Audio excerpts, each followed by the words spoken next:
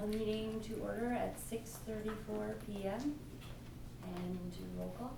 Reynolds, Yes. Landers, Yes. Comitas, Koss. Here. Schrader, Here. Espinosa. Here. Rapp. Here. And the pledge. I pledge allegiance to the flag of the United States of America and to the republic for which it stands, one nation, under God, indivisible, with liberty and justice for all. Okay. Do we have a motion to approve the regular meeting agenda? Make a motion to approve the regular meeting agenda as presented? I'll second. Rapp, Yes. Espinosa, Yes. Schrader, Yes. Koss, Yes. Landers, Yes. Reynolds. Yes. Okay, and I don't see any visitors. Nor did we have no emails either. Okay, all right, moving on to the approval of the consent agenda. I'll make a motion to approve the consent agenda, including 5.1 disposition of minutes from May 2026, 5.2 payment of bills, 5.3 district treasurer's report, 5.4 in-person activity fund report, cafeteria report, and 5.5 personnel report. And just as a note, in your papers in front of you and in your email, you also have the updated personnel report. We added the retirement of Amy Lindenmeyer for 2028, and then a couple of summer hires that didn't get put in the last personnel. Okay. Second. Schrader, Yes. Espinosa, Yes. Koss, Yes. Landers, Yes. Rapp, Yes. Reynolds. Yes. Okay. Informational items and 6.1 FOIA. Yes, evidently it's FOIA season. We had two different FOIAs from Data Branch, one from on Aptigee and one from CDW. We had a FOIA from Stinson on our RFP process for our summer work. We had a FOIA from Upgrade on our utility bills, so. Like common ones. then. Yep. For sure. Okay, and just your report? Yeah, so, as I had mentioned, and you saw in your board packet, we took a lot of stuff out of it, and kind of streamlined it. And so as you kind of digest and work through, if there was a report that we took out, that you want put back in, just let us know. Be more than happy to share whatever. But we also don't want to bog you down with all kinds of things. We had a lot of things that were repeated, some things that, might have been one place, but you could also find them in second place. So just to kind of streamline some of that. So, like I said, if something seems out of place, let us know. We'll get you anything that you want. Well, I read about that and I actually didn't, I don't know if anybody else did, but I didn't have time to like compare what was missing per se from this one versus other ones. So it's one of those like what I don't know type of things. But is there anything like specific that you remember that was taken out or like a for instance? Yeah, so we had the, a list of the credit, we had the copies of the credit card bills in there. Well, all of those transactions are also found in the bills. Okay. We had a lot of, I'm gonna call it superfluous information, like, how many days off as an organization did people take in what months, and just kind of stuff that, cafeteria reports that were kind of into the weeds, so just.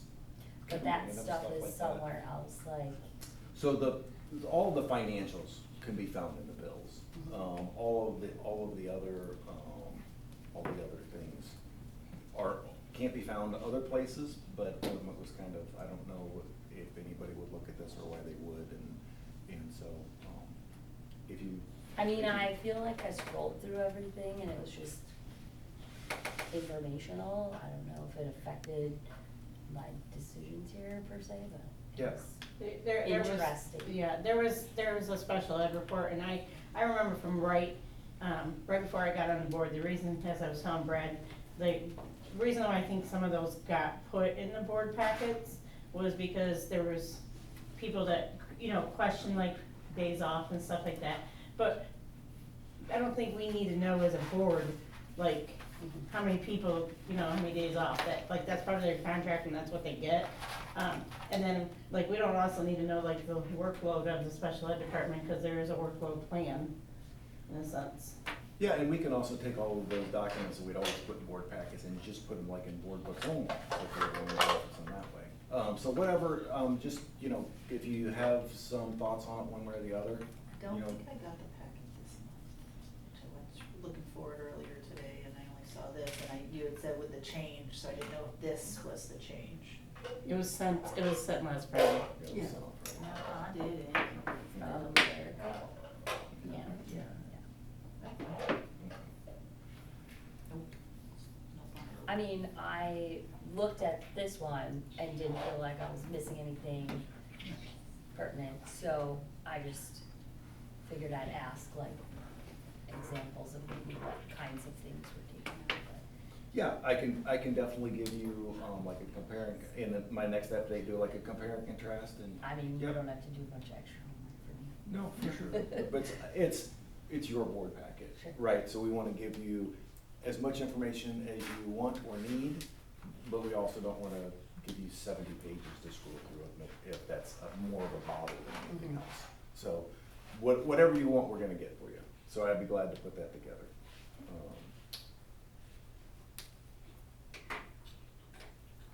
Sorry, it's Teresa. Oh, you're fine.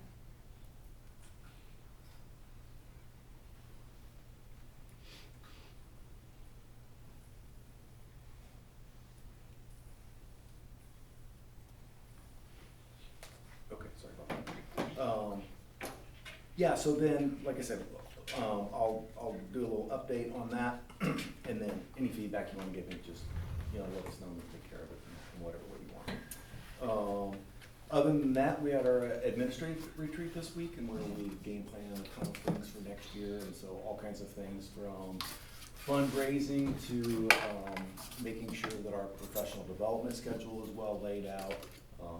It was very productive, and so, feeling really good about a lot of the things that we're going to, be able to implement next year.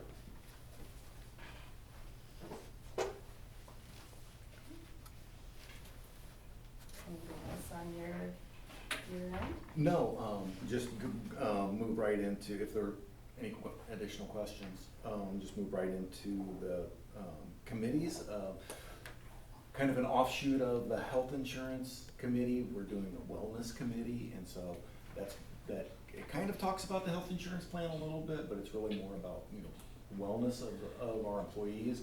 We're gonna continue to meet monthly on that. We had a meeting on that this week, went really well. We're trying to, now we're having, something monthly sent out of the district office to make people more aware of, all the different, assets that go along with their health insurance plan. And then we're also game planning what next year's, additional wellness piece is that we're gonna put in. 2 years ago, we put in a biometric screening.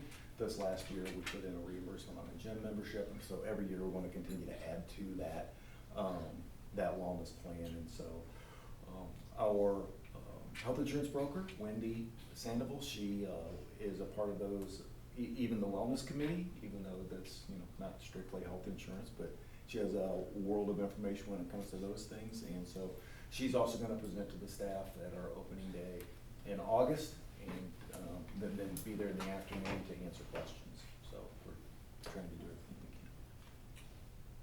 Nice, she's really good. Yes, did the, answer your questions good? Yeah, Okay. yeah, Awesome. okay. And that's it for board reports, or committee reports? Yes, ma'am. Okay. So we will move on to action items then. 7.1, the fiscal year 26 year-end closeout bills, and if we want to do the July regular bills as well. Yeah, so we'll have bills that will come in the next couple of weeks, and we'll want to pay them immediately to make sure that they hit in this fiscal year.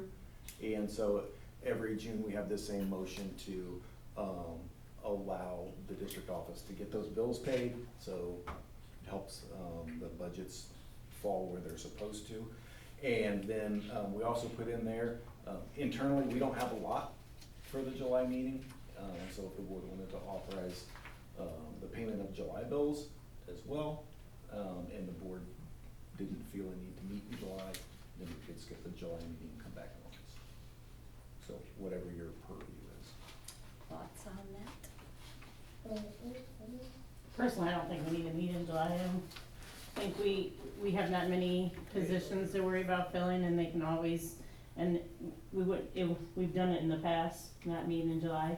I think at least three times that I've been on the board,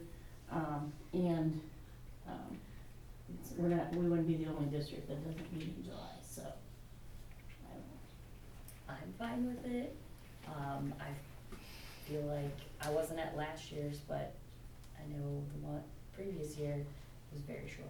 Yeah, it was like 7 minutes. Yeah, and if you'll recall, last year, we actually didn't have an August meeting and didn't skip a beat, Mm-hmm. so. Yeah. It's not like you're not gonna communicate with us. So, does anybody want to then, make a motion for, and we can tie those both in together? Okay, for 7.1? I'll make a motion to approve the payment of fiscal year 26 year and the closeout bills and the July regular bills and not meet in July. Rapp, Yes. Espinoza, Yes. Schrader, Yes. Cos, Yes. Landers, Yes. Reynolds. Yes. Okay, and 7.2 is, the amended budget as presented. Yeah, so we went through all of that, at the last meeting, and we talked about how, our expenditures turned out to be a little bit higher in this fiscal year because of the way some of our construction bills fell, in July and August of last year.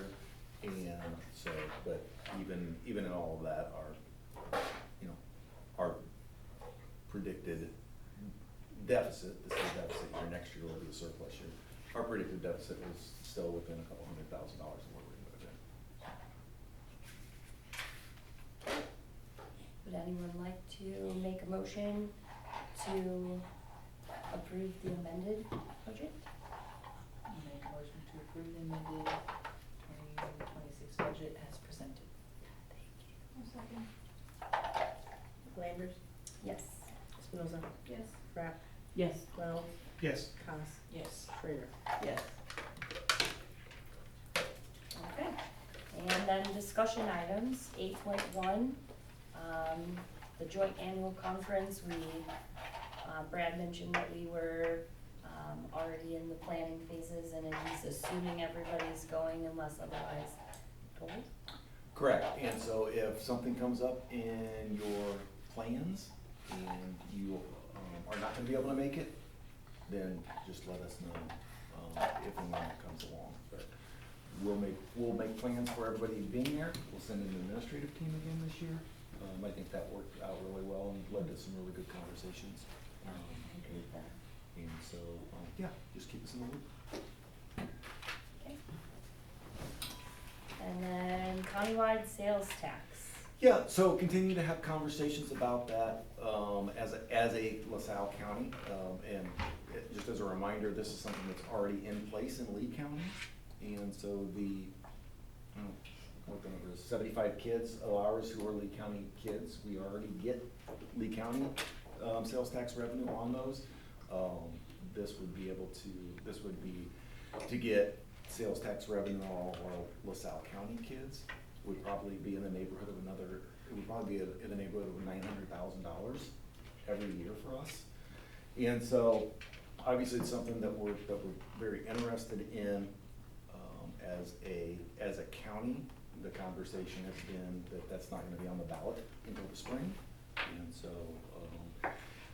my guess is in the fall, that will really get ramped up. And so, obviously, I'll keep you in the loop with that, and you'll have to, at some point in time, pass a motion in support of that.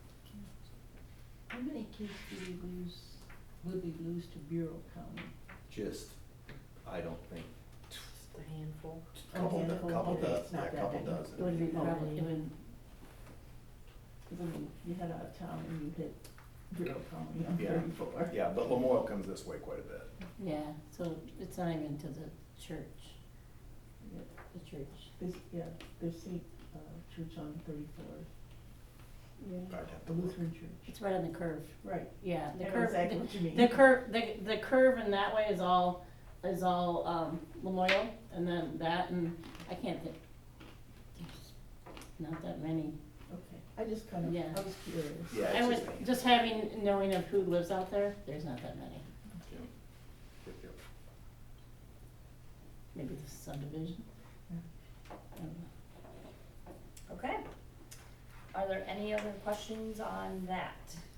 So you'll just keep us updated on, I guess, or like, do you meet so often with the other districts on that? Yeah, I think our next meeting is, maybe the second week of August. Okay. And so I would anticipate probably a September board motion on that. Perfect.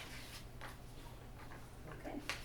And then the track, kind of updated us on the track and gave us a nice, I did, and then, Estimate of- so you have a, kind of a nice little easy to read summary of kind of what that looks like. We've been doing a lot of internal conversations. One of the things that happened in 2019, give or take, was there was a single large fundraiser for the track.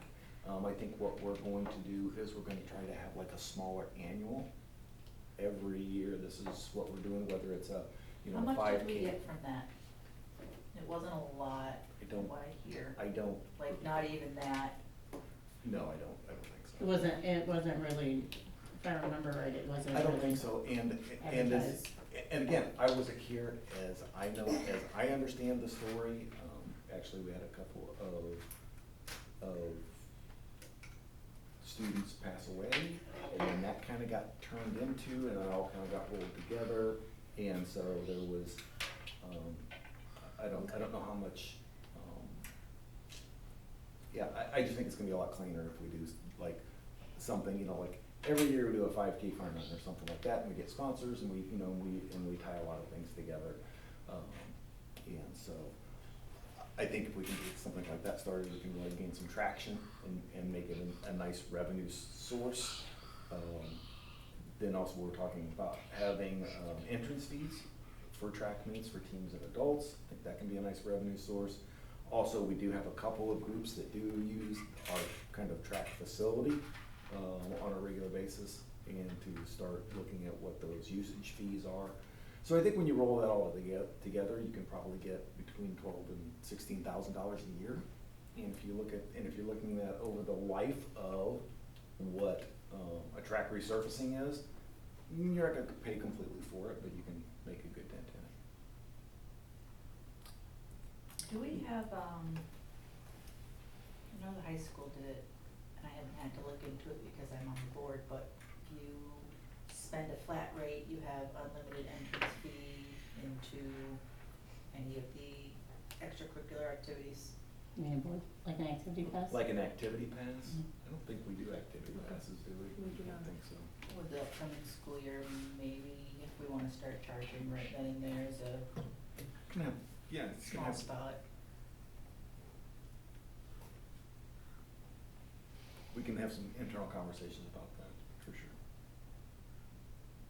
and you had mentioned, like, as an option of like it not, like, being open to the community, but that's, I don't know that that's necessarily the route we wanna take. You were just saying, like, this is another option if we wanted to extend it by maybe a year or two or three. Yeah, you're gonna, the less traffic you have on it, the longer it's gonna last. Mhm. But at the same point in time, weather is the UV rays break down that polyurethane surface, right?